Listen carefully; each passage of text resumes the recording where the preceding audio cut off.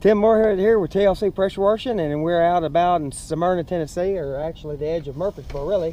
And we are doing some more gutter clean out today. Ew, nasty. I'll be up here with my bucket and putting it all in the bucket and then flushing all this down, and then we're going to do a house wash afterwards. So here you can see what it looks like now, and we'll see what it looks like in a minute.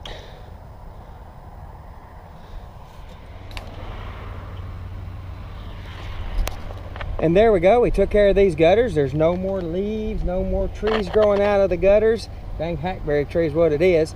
We flushed everything down, all the goop down. We've made sure that the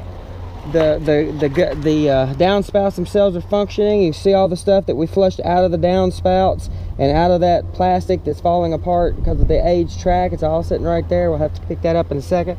But anyway, this is Tim Moore with TLC Pressure Washing. Just one of the other services we offer. Is it our main service we offer? No. It's just an add-on to make sure our customers have a complete service when they use us. Tim Moore, TLC Pressure Washing.